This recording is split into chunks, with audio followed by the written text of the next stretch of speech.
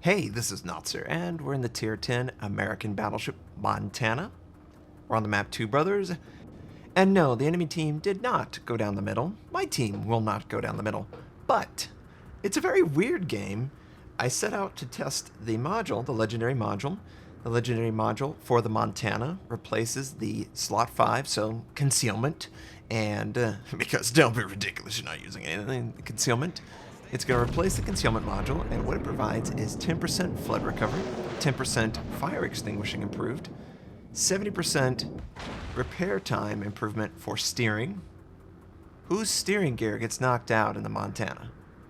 And then 30% improved rudder shift time.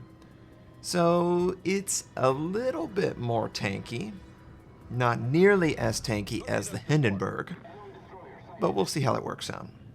And spoiler alert, probably not going to get a lot of testing done on this particular game because I can't explain what the enemy's going to do. I just want you to see what they do. So first target is the Conqueror because he's broadside and it kind of looked like he had to slow down for his friendly Iowa. I'm not going to complain. 15,000 on a broadside Conqueror, I'll take it. But you can see my strategy was to try and go out west, and then when I recognized that a lot of the enemy battleships were just going to sit bow on, well, I was going to push forward even more. And one thing that is weird, I definitely feel like players play differently when I have a concealed name. They don't focus me down. They obviously don't comment because they don't know who I am. But there's definitely a different play style when the enemy team recognizes an opponent or they're familiar with them in some regard. I am completely anonymous at this point. I can't really do anything about that, so the testing is not as fair as it potentially should be on all of these legendary modules. I must say, I do feel like the players are playing against me differently.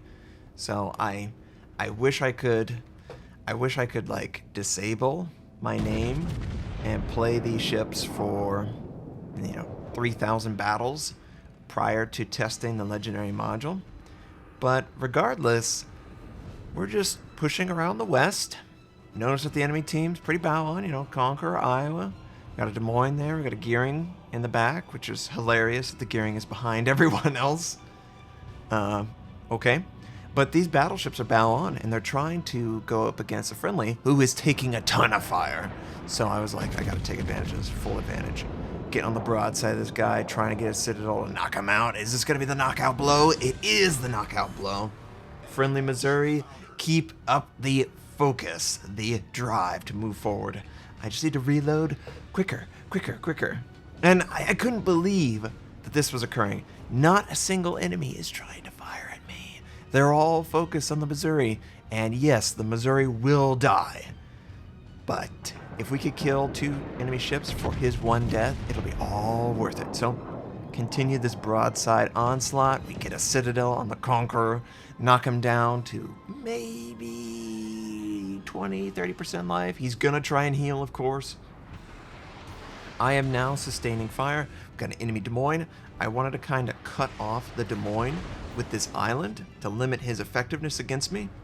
It also appears that the Conqueror is at least attempting to angle, which clearly not going to work, and just continue pushing forward. It's incredibly weird how little damage I have sustained from this position, and we do 32,000 damage in a broadside. He's angling to present his bow to me to at least try and stop the damage, but he just can't. It's too late. Full salvo did, I think, 45,000 damage, something in that realm. So yeah. And just continue moving forward, and oh, of course, the Gearing. I loathe Gearings in my Montana. They're a traitor, of course. And he sent torpedoes, it looks like 1 set. I aimed just in front of the enemy. And we hit him for 15,000 damage, 4 shells sticking the ship. And that was only the front gun, so I'm like, He sent his torpedoes. I absorbed them. I'm going to angle. I'm going to fire my back guns. And hopefully I can at least make contact so my front guns can follow up. But no need. No need at all. 100 to 0 the gearing in a single salvo. I'm sure he's loving the game. It's fun and engaging for him. But that's the whole downside of this design. By angling his ship away from me, it made it long enough that the AP stuck on the ship initially. So 4 shells did 33% of the total AP shell damage. I mean, how are you going to survive that, right? So that's the unintuitive part of this whole thing. And now we're moving on to the Des Moines. I hate you, Des Moines. Now, interestingly, he was freely firing. So by completely dropping off, that confirms to me that he is not a range build. He is a rate of fire build, and he just outranged his ability to fire his guns. And I think that's great, because now I can continue pushing forward towards the enemy. My team has done everything they need to in the A point. And yeah, we've got a little bit of a weakness at this point. I was like, this game is totally and utterly just dominated on this flank by myself and a couple other teammates. That Missouri was absolutely the biggest bro ever. Because he pushed in, he directed all the enemy's fire towards them, and every single ship that presented themselves in a bow-ons strategy was flanked by me. And it was a really funny situation because a concealment build would have been better for what I was attempting to do. A target acquisition build would have been better than what ultimately ended up occurring. Nobody fired on me because they were all too busy firing on another ship, and I was able to take full advantage of that, as is every player, hopefully's dream, and we just got lucky. Now remember when I talked about I can't confirm this with a fair testing. It's not fair. I know in my heart, if it showed Notser, I would probably get 1 or 2 ships just firing on me for no reason. I'm not the optimized target. It's just like anything and everything. If you recognize an enemy on your flank, you want to try and focus them down. Either maybe they're a friend or a clanmate. There's just something there that causes you to have more attention to them than an objective view of the battle. And that's what I really feel like exists right now when I'm playing my legendary modules versus when I'm playing on my main account. So I'm sorry that there's not a clear and clean testing methodology right now with the legendary modules, but I don't expect much from the Montanas. The Montana was not... There's nothing really exciting about it. The steering gear repair time feels very useless.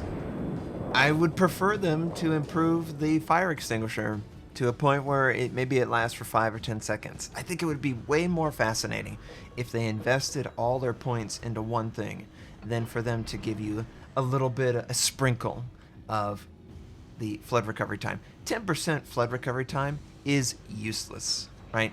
Who's going to allow a flood to go for a minute and 10 seconds rather than a minute and 20 seconds? Nobody's going to do that. So there's no point in that stat, Wargaming. There's no point in that stat even for the Hendon, and the Hindenburg has, I think, 70%? Some insane number that is very usable. But now that we're on a flank, it looks like the majority of the enemy team is pressing on the northern half, and I make a decision. I say, okay, I want to present myself to the enemy. I've had a chance to heal up. I'm going to go and fight the enemy that are trying to backcap us. And maybe I can get a kill or 2 on them as they're progressing. But it doesn't look like anyone else on my team wants to stop the enemy capturing the space. And obviously, while all this is going on, I'm going to fire on the Montana that decided to run into the island. He's a little bit afraid. There's 4 friendly ships that can totally fire on him, and there's the Z-52 point blank. And I'm just hoping, maybe I'll get the dispersion that I deserve. Yeah, I think I deserve that. That's okay. I know I wasn't going to get a Citadel because That's not gonna happen. We already got way more citadels than we probably deserve per battle. And they're gonna take out that target. So we've got enemy Hindenburg. Okay. Enemy Cleveland, I can't engage. He's going down the center. I would love to shoot him, but unfortunately the island is in the way. Our next target will be the Hinden. And I think a Richelieu is trying to take out a friendly North Carolina. Oh yeah, oh yeah. He's going to be very successful in taking out the North Carolina. So I also notice 8 Point started capture before the Hinden arrived. There is a DD at A as well, and that is dangerous. I don't have concealment, clearly. I have the skill, but I don't have the modules, so I am a really bad situation as far as a DD. And of course I miss completely the Hinden. Okay. So we're gonna expect torpedoes. Does look Japanese in nature. That is hidden, just based on the icon. My reload will be available soon. Just trying to present as little as possible and maybe bait him out to angle too much to use his back guns. And just be very consistent. Okay, we can confirm where the enemy DD is, and for whatever reason, he leaves the safety and we take one torpedo on the nose. I decide I have to put the flood out. I'm going to take a ton of damage from showing my side, but I wanted to try and angle back so I can have my guns at least ready to go. And oh, the Hinden! The Hinden is making a mistake. He's showing way too much side. He's trying to get his torpedoes in range, I think. But he just took a full broadside. Confederate, high caliber. Is he going to die to me or a friendly? He dies to a friendly. And now we have to deal with the enemy DD, who is definitely spotting us. And some of you might be saying, how is he spotting you? He's in the smoke. When you fire that smoke bloom debuff, it still applies. So for my Montana, my detection is still blooming out to like 16 or 17 kilometers, or maybe 20. I don't know exactly off the top of my head what it is, because I just know you can't fire anywhere near smoke and hope to be undetected. But we know that he has left the safety of the smoke when the situation awareness goes off. I just need to make sure that I'm ready to go, because I think we saw one set of torpedoes. I'm going to assume he has his other set. I'm ready to go. Where are you? The Montana is scary. 12 guns will wipe out DDs. You know, it's great that I had 4 stick in the gearing, but if I had 12 guns make contact with the DD, it's going to kill him. Oh, here we go. Okay. So we take it in the nose, and that's cool. And clearly the flood is going to stick for the full duration, and yeah, we're going to just allow it to... No, of course not. And there he is. Okay, good. Rotate the guns. We know that he sent 2 sets, so there's not going to be any more. Elevate the gun. We get great accuracy on one of the guns. And we take out that enemy Asashio. And I think this is it. I don't have any other way of influencing the battle. I just lost my scout aircraft, which the reason I called my scout aircraft is I was hoping that maybe he had his AA guns turned on, or maybe it would fly over his position. It ended up working out in our favor that, you know, we took out the target and game's over. 200,000 damage, or almost 200,000 damage. And fortunately, at the beginning of the game, the enemy had no interest in engaging us. Otherwise, we'd be dead. We had to use every single heal charge, almost all our health to do it, but we did it.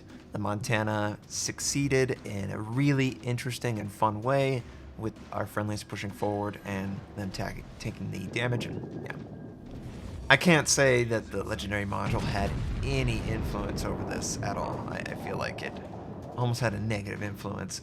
I don't remember how many fires were set on the ship, but I think every single time a fire was set on the ship, I had another fire on the ship, so I would already automatically use damage control. Same goes with floods. I'm not going to let a flood exist. So if Wargaming, you're looking to make it a tanky build, you know, maybe go after the cooldown of damage control or something like that. But the game was great. I enjoyed it. Look at all the reward. I hope you did too. It's cool to get on the flank of an enemy and just punish the crap out of them. I hope you have a wonderful day, and I'll catch you next time.